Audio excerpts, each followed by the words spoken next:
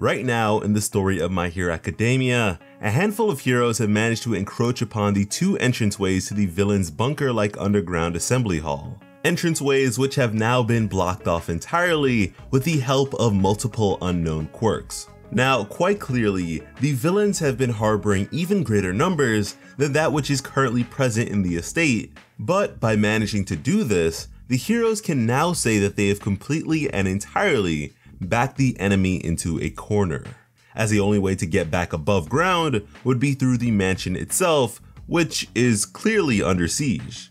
And upon hearing this, the once chipper Redestro, who seems to be rocking the latest and greatest prosthetic legs, once again dons the appearance of his overly stressed state.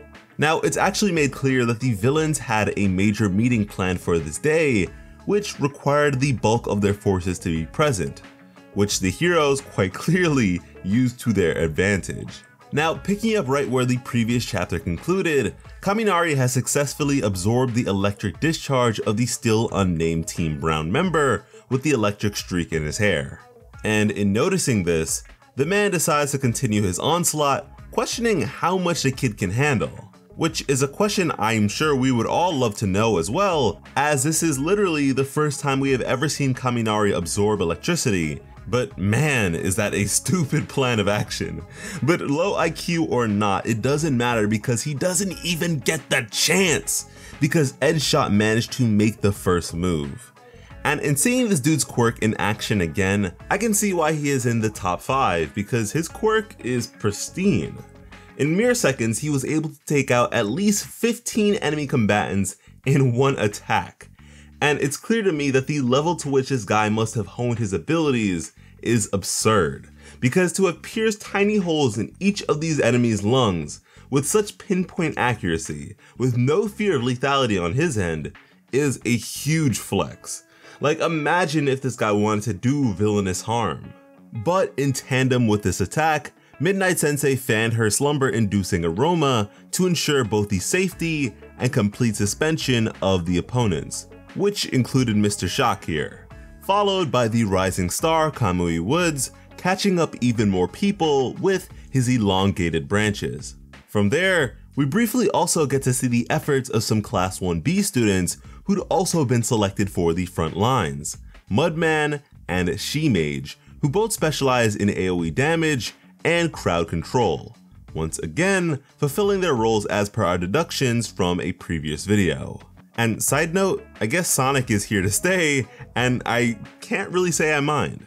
Now, the remainder of this chapter is far less outfitted towards the praise of heroics, as we have Hawks talking to Twice, beginning with how he'd communicated the date and the time of the attack via code, which was certainly a difficult task, but one that, yet again, speaks to the ingenious ingenuity of our number 2 hero, Hawks. He continues with how the most troublesome variable had been the numbers of their adversaries, which would have only been further augmented to absurdity with the aid of Twice's double quirk, and so he had to be contained. Now, Hawks is to me explaining the extent of his deception in such detail as to use rationality in order to offset his own guilt. I mean, this is coming from someone who doesn't ordinarily participate in the typical heroic spiel and has apprehended villains without so much as a word being uttered towards them. Now, in recognizing their predicament, Twice thinks back to his leading of Overhaul to the League of Villains a few months prior, which of course resulted in the untimely death of Big Sis, something Twice clearly carries a huge burden towards. And in remembering this, Twice begins to feel as though he's yet again led to the downfall of those he holds so dear by being overly trusting of those he believes to be potential kin. And it's honestly heart-wrenching to see. Twice, despite being a villain, is certainly one of the friendliest characters we have in the series, and so to see him in such anguish because of it is like seeing someone's innocence being taken advantage of. It's correct on paper in this instance, but still morally conflicting, and I'm certain that this is a duality Hawks himself considers, as he remarks that there is a fresh start waiting for Twice once he pays for his crimes, something he is willing to help him out with, as he believes Twice to truly be a good person, which Twice disregards, going as far as to question if Hawks truly considers himself to be a hero, which just cuts so deep, man, oh my gosh, and furthermore declares that his personal safety means nothing to him and hasn't for a very long time. Until quickly Hawks exclaims that he doesn't want to fight, but Twice isn't hearing it. And faster than I think he has ever done, Twice begins to multiply, greeting us with a page in which he bellows that he'd trade his soul for the League's happiness as the Sad Man's Parade begins again. And if you've seen our My Hero Academia Greek mythology theory video, then you know exactly what this is because we predicted as much. Twice is most definitely exuding Hecatoncheires energy here, and although he certainly hasn't joined the heroes against his fellow villains, his acts have been of great help to the heroes in their crusade against the villains, so the theory does check out. And I am both extremely excited and woefully terrified because I absolutely love both of these characters.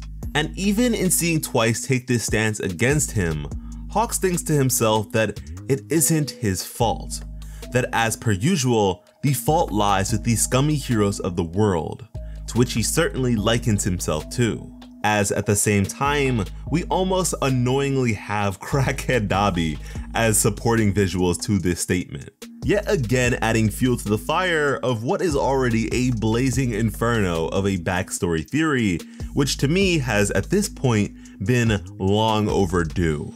And like I said with the last one, Endeavor and Shoto are both on different battlefields here, so I don't know what we'd exactly get from this guy in terms of backstory, but hey, he is here regardless. And with that, we have the chapter.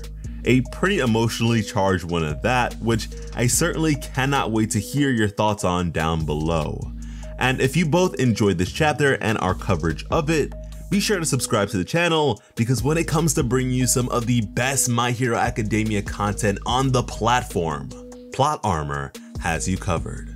As always, I am Slice of Otaku. Thank you all so much for watching and have an awesome day. I love you.